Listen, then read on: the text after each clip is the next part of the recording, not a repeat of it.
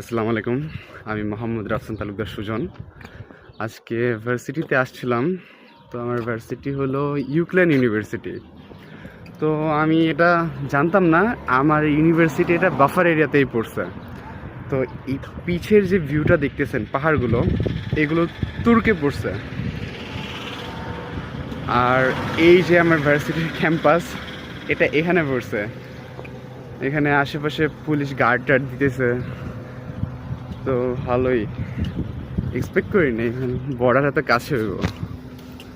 এখন এখানে আসার পরে একটা বাংলাদেশে আরেকটা ভাইয়ের সাথে পরিচয়। উনিও ইউক্রেন ইউনিভার্সিটি, ওনারও ক্লাস স্টার্ট হবে মেবি সেপ্টেম্বর অথবা অক্টোবরের দিকে আমার সাথেই। তো এখন আসলাম সকালে উঠে। বাস দিয়ে আসাতে আমি একটু প্যারা খেয়েছি, বুঝছেন, ফার্স্ট টাইম তো। তো দেখা যায় আমাকে কেন জানি না 711 নম্বর বাসে উঠছি।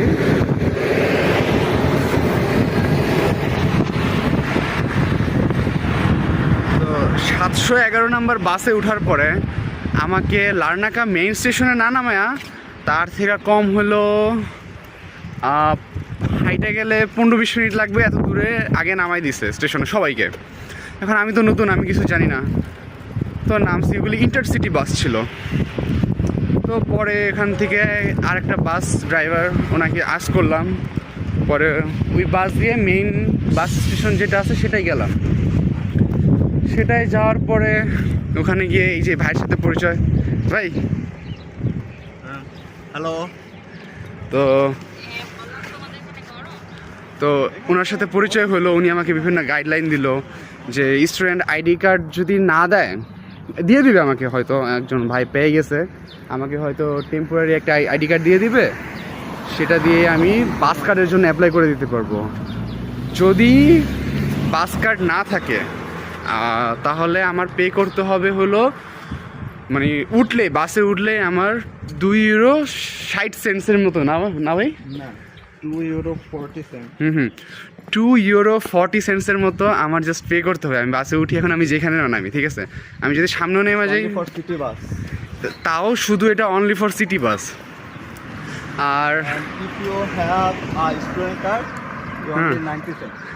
আর যদি স্টুডেন্ট যে কার্ডটা আছে সেটা দিয়ে যদি বাস কার্ডটা করা হয় তাহলে মাত্র 90 সেন্টস করে পড়ে।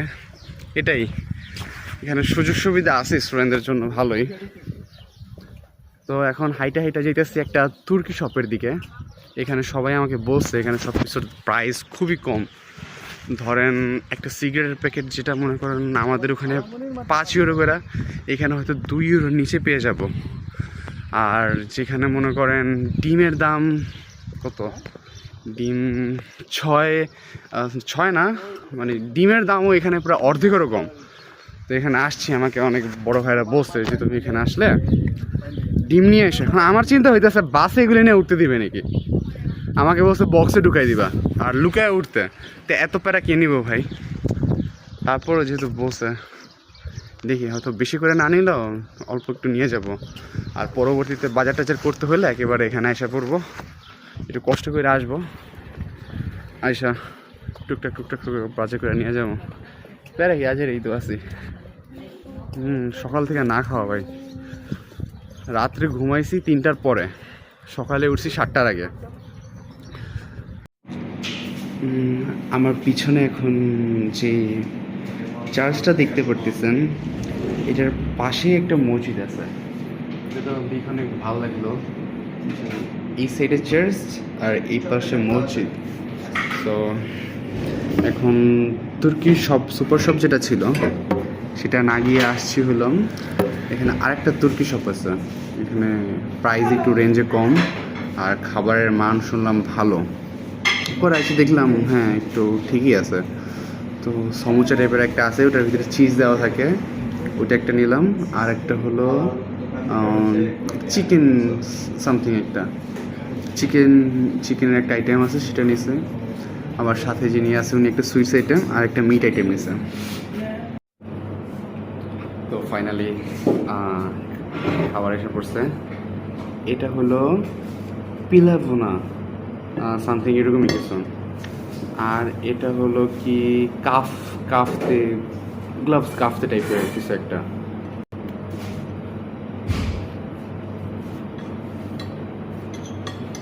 মনে হয় না ভাই,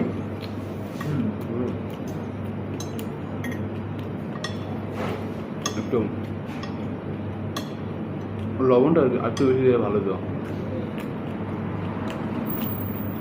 একটা জিনিস নোটিস করছি, এখানে সবাই মশলা মনে নাই খাবার খেলাম এরকম মনে হয়। আর যারা বাঙালি আছে ওরাও যখন এখানে যারা আছে 6 মাসের উপরে হয়ে গেছে, ওরাও সেম ঝাল খেতে পারে না, মশলা জাতীয় খাবার। আমি যেখানে আসছি বড় ভাইরা আছে, ওটা দেখা যায় আমি যেটা রান্না করি ডিম ভুনা করি, মানে ওটা দেখলে ওটা ভয় পায়। ওটা মরিচ ভর্তা এর দূরে খায় আর আমি খাই এর দূরা।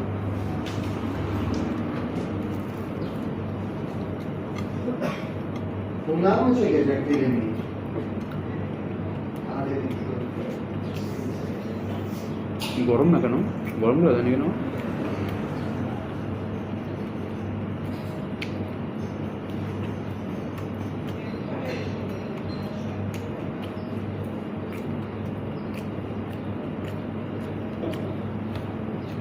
সারাদিন পরে খেয়ে শান্তি লাগতেছে ভাই। আপনি এখানে কেমন খাইছেন না এর আগে? আমি আসলেই খাই।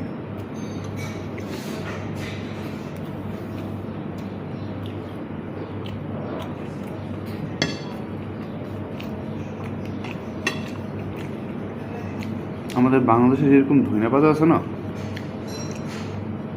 এখানেও ধনিয়া পাতার মতো কিছু একটা দিছে, সবুজ সবুজ। কারণ বের করে দেখি বাটিটা কি বুঝতেছি না।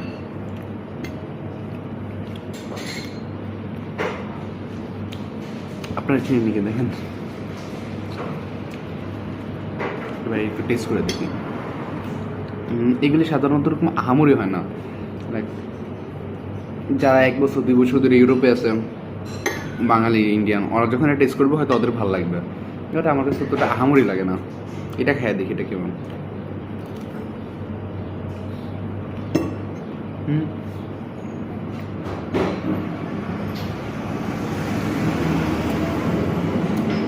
আমার কাছে অতটা আহামরি লাগে না এটা।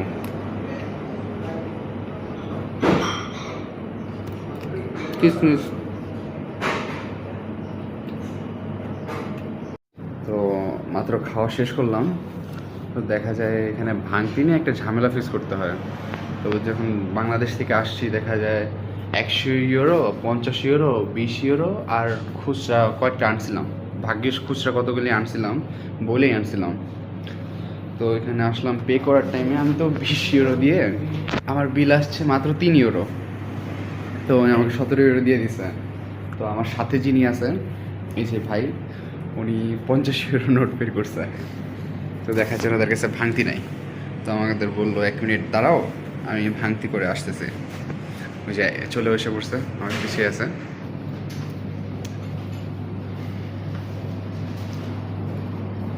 না ভাঙতি হয়ে গেছে maybe. Yeah. Okay. Okay, thank you.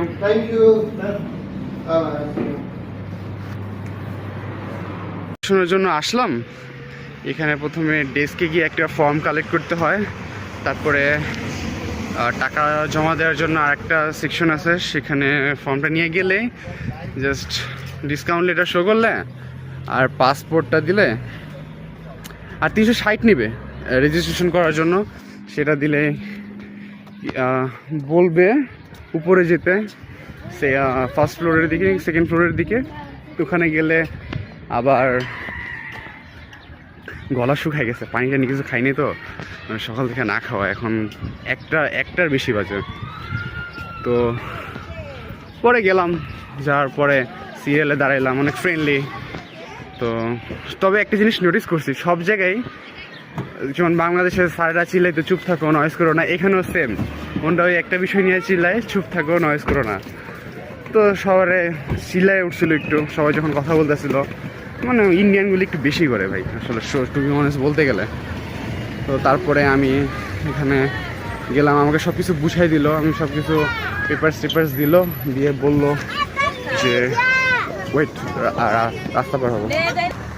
তো পরে আমি রাস্তা পার হচ্ছিলাম তো তাই একটু দেন ওখানে অনেক ফ্রেন্ডলি ছিল, সব কিছু বুঝাই দিল কোন কোন ডকুমেন্টস কী হয়, কী দিতে হবে। কেউ যদি আমার মনে হয় না এগুলো আহামরি তেমন কিছুই, নিজে নিজেই করা যায় এগুলো। আর কী কমো ভাই, যাইবেন এরাই গাইডলাইন করে দেবো, খালি একটু ইংলিশটা জানার লাগবে এতটুকুই।